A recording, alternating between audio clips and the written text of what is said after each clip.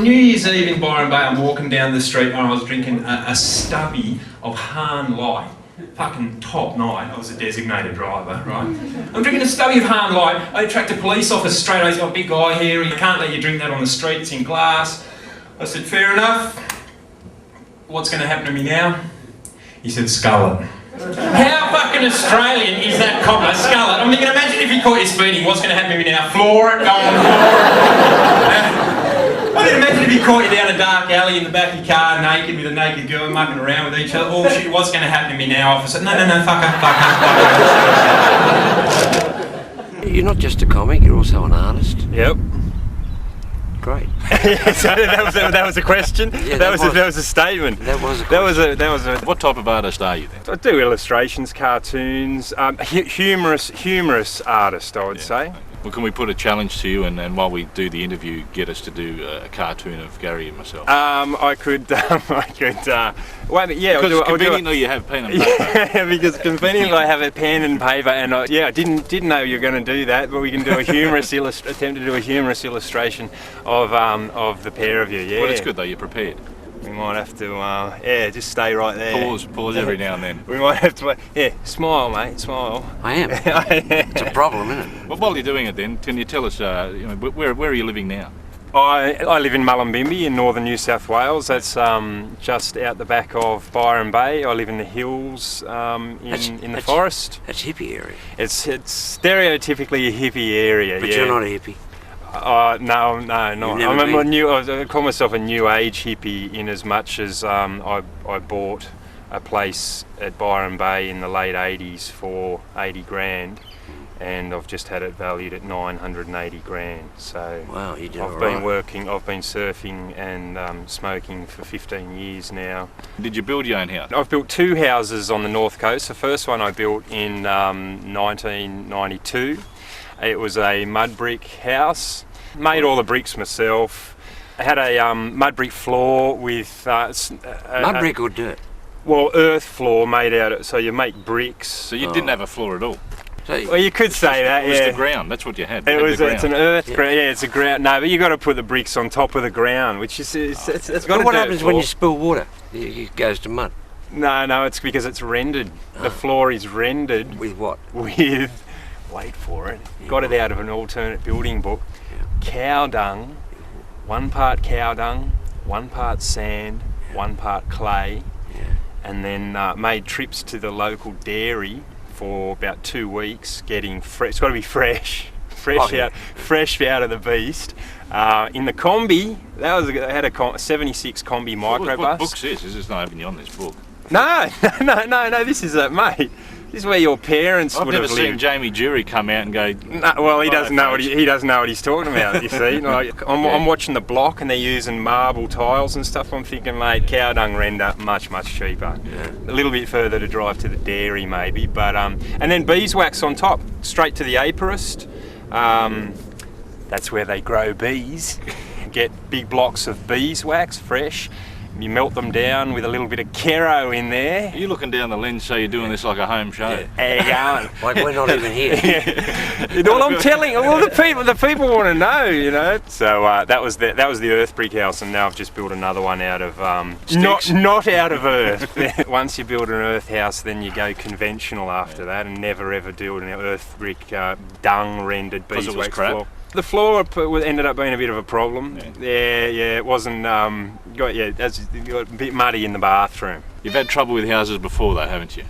As in, did you not almost burn one down? I just built a house on 12 acres out the back of Mullum in the forest, and burning off the offcuts of building timber and set fire to the whole property and large portions of my neighbours' places as well. So you're not a popular guy up that area? Not a popular guy. When you live in the forest and you set fire to it, you're not a popular guy, no. It was immediately in the local paper. Unfortunately, when this fire, when I set fire to the bush, which you could see from Tweed Heads, you could see it from space. Rural Fire Brigade came, and while they were attending my fire, the Rural Fire Brigade was broken into by little vandals, and they all had their cars, their windows smashed in their cars, and they were all broken into, and the Fire Brigade was broken into. So they're really pissed off with you then? I say I didn't start the fire, which is a good thing to stick to. I didn't start the fire. It was kids on ice. Oh, yeah. That was the first thing that came to my head. I said, kids on ice. Yeah. And which was great, because any angle the police came at me with after that, why would kids on ice come to your place and start a bushfire? To get the dope. No, I'll just say because they're on ice. It doesn't, you didn't have to. You could always top them by just saying because they're on ice. That's And the when thing you're with on ice, there's no reasoning. No, so that was my angle, and they couldn't defeat me. And then the Rural Fire Service building got broken into, and all their cars got robbed. And I was actually inside going, I'm glad this happened. This is a good thing. This is a good thing. And it just made me look all the more honest. Right. I put on a comedy gig to raise money and also to get rid of my guilt. And I put on a comedy gig for the Rural Fire Service, and I made them some money. And what I love is that I was sent an award. I've got a plaque. What's the plaque, sir? It doesn't say thank you for setting fire to your block and several acres of your neighbour's place. No, right. It doesn't say that, which I thought was a bit. They could have honoured the whole job, you know. This was like no joke. In Byron, mate, this would have been like 4 weeks ago. I'm walking down the main street of Byron, just minding my own business. I attract one of these skitsy women. She comes flying on. This is no joke. Out of the blue, she just says, "I'm reading a book about stalkers." And just to freak her out, I said, "I know."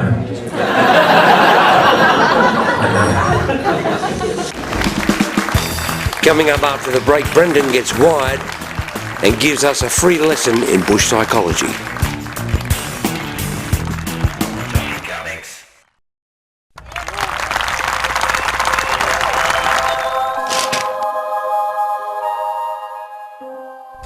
So Brendan, what are we doing now? Well, we're being one. Which one? Why don't you just B. shut up? Shut up and be one. How long does this take? Are we there yet? We were already there.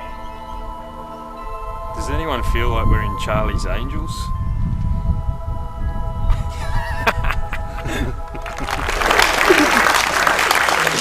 When I was about 9 years old, I had a martial arts instructor. I was the youngest kid in the class, right? I was way youngest. This guy, he taught everyone how to control themselves from ejaculating using, this is no bullshit, it was all about harmony, yin and yang, fucking balance. It wasn't a martial technique, it was to be used at home. This guy, mate, Chinese guy, to control yourself from ejaculating using an acupressure point. It wasn't acupuncture, you don't need pins or anything, acupressure, and control yourself as long as you want. All you have to do during intercourse, we fucking hear a pin drop. Loving that, yeah. Fucking hurry up! And all you got to do during intercourse is push the tip of your tongue up into the roof of your mouth. This is the acupressure point, right? Tip of your tongue up into the bridge of your mouth. There's no special thing you can feel or anything, but when you're doing it right, you're fucking doing it right. And you're the master, right? Tip of your tongue. Half of you doing it now.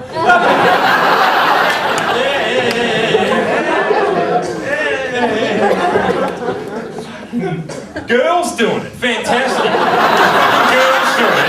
It's more of a guy thing. We don't really need girls doing it. It's hard enough as it is already. Fucking down there for 2 hours as I am. I don't want to be looking up there, hey, and you're up thinking, what are you doing, my head? So you got the tongue on the roof of your mouth, and you can also squeeze your cheeks of your bums together with your muscles. You squeeze your bum cheeks together. You've got the tongue on the roof of your mouth. You squeeze your bum cheeks tightly together. Your mind with your muscles, and make a tourniquet out of anything. You don't even care anyway, right? Wraps goes around your testicles, on your perineum, up your spinal cord, over your right shoulder. You wrap your hand around the tourniquet, pull down. Ball bags up like I made this bit up, right? You can't ejaculate. And when you do it, and I reckon more than half of you people will, you make sure you're thinking about me. Okay? So I take it that, you could actually survive in the bush Yeah, I'm not a bad survivor. You're a bushman. I'm a lateral thinker. Yes, yeah, a bit of a bushman. That would be from my father. Not that he's a bushman, but he's my old man was a very clever guy. Restores vintage motorbikes and cars and stuff. He's an electrician by trade and had a garage and a shed full of government surplus wire. Wire was his thing, and because he hated working for the government, and I think his angle was that if he Could get enough wire. yeah, he felt okay about it all. It's like, oh, he didn't steal money or stationery or anything. He just stole wire.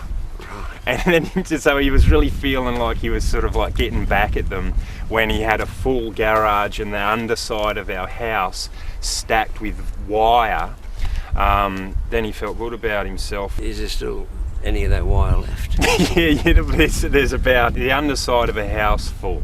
Really? Of wire, yeah. So the whole time that was mainly my upbringing was with wire and the uses of wire. Where Dad, anything that needed doing, it was done with wire. Like change a light bulb. Change a light bulb wire. Why? No, it was more like but it's going to a kids' party. You'd go to a party when you were little, and Dad would wire a cup onto your belt buckle in case you needed to have a drink. But he'd wire it on with such a heavy gauge. Couldn't get it off. Couldn't get it off. Car sick. We used to get car sick. What we had me and my brother had wired ice cream containers To your neck. wired straight around your neck so you could brilliant, spew yeah. straight into them. Is it similar to this sort of wire at all? It's amazing where you'll find wire these days. Yeah, a bit of fencing wire like that. There's a bit of Yeah, that's great. Take out two eyes and we'll hold it vertically. Yeah, fencing wire like this. So that'd Very be the useful. safe way to hold wire, because you're You're an you know expert. about this. Doesn't that looks like a real eye, doesn't Yeah, it? right. Well, it's not. No. And neither is that one. Did you paint those? Drew them in onto a golf ball. Right. See that? Very good. That's the golf Beautiful. ball. Nice, Yeah. isn't it? That's It's good how you got the red veins in there too. How do you do that? And then the whole stoned look. Yeah. You can really fix. You can come home stoned and fix it with liquid Wire. paper. With liquid paper and wire. What can you make out of wire? Coat hanger. Really? Yeah, coat hanger. I can do those. Wire's good in bush building, isn't it? Wire's been used in Australian bushcraft for years because people didn't have supplies. They didn't have nails, they didn't have dynabolts. People had wire, they had timber, and then they could build stuff very simply. In gold mining towns, Kalgoorlie and places like that, Right. the whole place is made of wire. Really? Yeah. So they can actually put a structure together just with wire. Yeah, put a structure together with wire. No thicker than that. No thicker than that, exactly. Chook shed, house, like a lot of people, there's a lot of like Queenslander houses and stuff that if you get up into the roof of them, wire. What's the knot that you use to join timber? That's called the Cobb & Co hitch. Cobb & Co hitch, yeah, you can build a house if you know the Cobb & Co hitch. Like where I live, any farmer's going to know the Cobb & Co hitch, and it's just, if you can join two things together, you can join three things together, and if you can join make three things together. Before you've been telling people how to build their own beeswax and cow dung floors. Yeah, A little bit later, why don't you show us how to do the Cobb & Co? The Cobb & Co. I'll show you how to do the Cobb & Co hitch later on, and then Oh, look I don't know. forward to that. With this Cobb & Co hitch, we could destroy Bunnings. Yeah. Yeah, well, I'll open a shop and just sell wire. I'll get it off my old man. Why not? Why not? I'll have a Thai restaurant next to it with a worse pun. Mate, I used to live in Darwin. If we were in Darwin now, you, mate, would have an esky this big on your lap, just hooking into it. Everyone would have eskies. When I lived in Darwin, what I noticed is they drink so much alcohol in Darwin, right? More alcohol than anywhere else I've been in Australia, and I've been all over Australia several times. In Darwin, what I saw was that they drink so much alcohol, they actually use alcohol as a unit of measurement, right? They're measuring distance travelled in a motor vehicle by how much they consume on the journey. You say to somebody in Darwin, how far is it Catherine? They go, about 6 stubbies, about 6 stubbies. How far away is it? Like, fuck, you'll need a couple of cartons, mate. It's decent out there, you will need a couple of cartons. I'm going, mate, is this in the school system in the territory or what? I'm thinking, I could just see a teacher saying to a kid, James, an astronaut travels from the Earth to the moon. How far is that? The kid is saying he wouldn't even get there, he'd be completely shit-faced. Still to come, we take a look at the finished cartoon, and Brendan gives us the funniest joke he never wrote.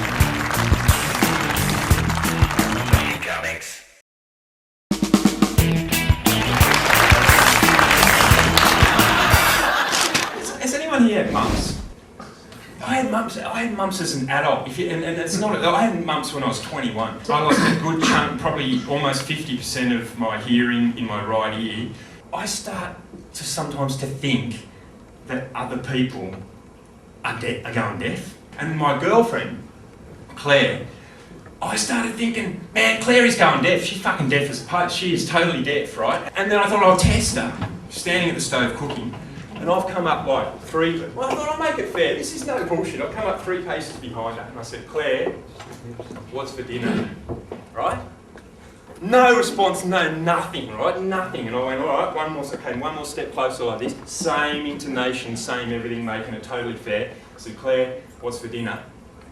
I'm going, she's fucking just got nothing, just cooked away, doesn't even flinch. Keep it fair. I said, Claire, what's for dinner?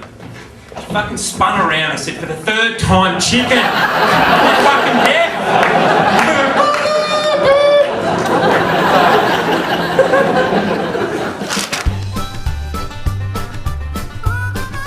All right, the Cobb & Co hitch. This has been around for probably 150 years in Australia or more. Cattle yards are usually built like that still to today. Chook sheds, houses were built like this, as I said before. Gold miners would have been big on this one. All you need is a simple length of fencing wire. You're going to need a pair of pliers, but if you didn't have pliers, you could still do it. All I'm going to do here is join 2 pieces of timber together. But it's strong, that's the thing. Let's make a crucifix, kids. Cross a bit of timber over, bend the wire in half, thereabouts. Underneath, pliers in there.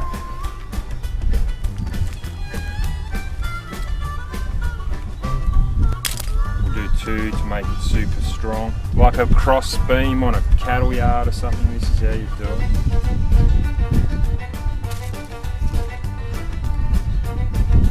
All the tension's taken up. Look at that. Ain't gonna fall apart. So that could be a post, that could be a beam, you could have another post, hold that on, you could have rafters. This is what old places in Australia, 200 years old, that's what they're made of. I was watching a doco, it was on a Sunday night, right? A documentary, this was at 8 o'clock. I've never seen a warning before a doco, and at 8 o'clock, what could be going on, right? It's a warning, some viewers may become concerned. Concerned, you've got to warn people they might feel human emotions. Fuck, we better warn them. Like you're going to be watching a doco going, yeah, this is really interesting, this is a very, that's a bit concerning. I mean, you think they would have warned us? See, this one, the following movie may contain sex, drugs, alcohol, violence, etc., etc., etc. It may. You ever see anything about it may? I'm thinking, it may. You're writing the fucking warning, you've obviously seen the movie. I mean, does it or doesn't it? What, are you trying to be mysterious? Trying to dangle a carrot in front of my nose to make me watch it? You could say it may contain anything. Following movie may contain 500 midgets covered in jelly, having an orgy. You watch the whole thing, then you go, I've got to see this. You get to the end, there's no midgets, no jelly, no orgy, no nothing. Now you're concerned. Now you're concerned.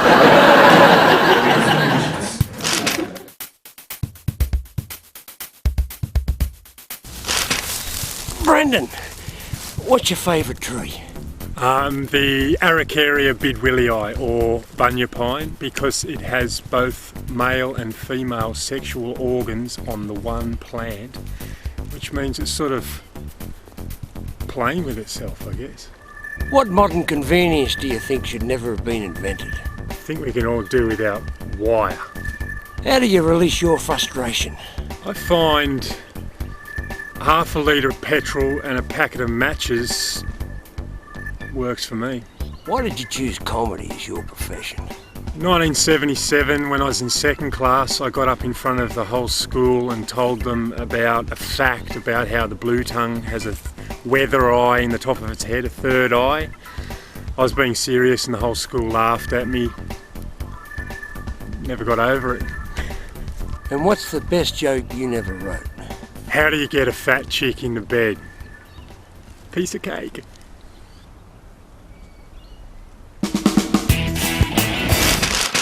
So you want to see this drawing or what? Yeah, give us a go. I will be working hard to make sure that's worth $2 one day.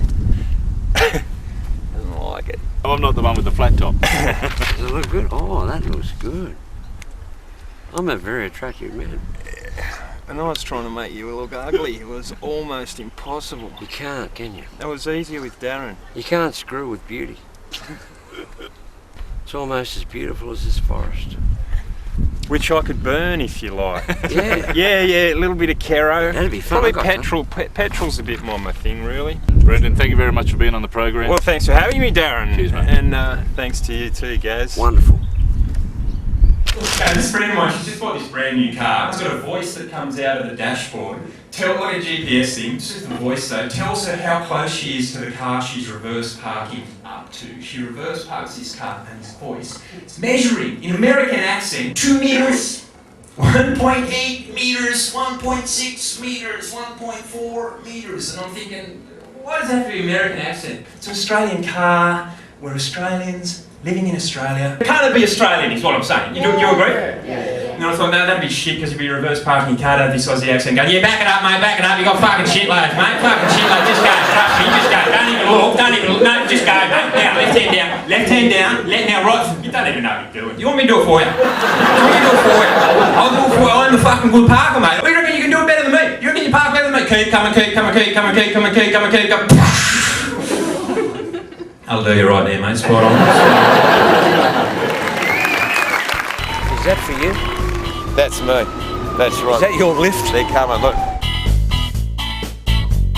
The underpants thief has struck it again. He's knocked off all my underwear off the clothesline. Be aware! Now, being a comic, I couldn't help myself. So I bunged up my own notice next to it. At Unit 4, this Saturday, one day only, big undies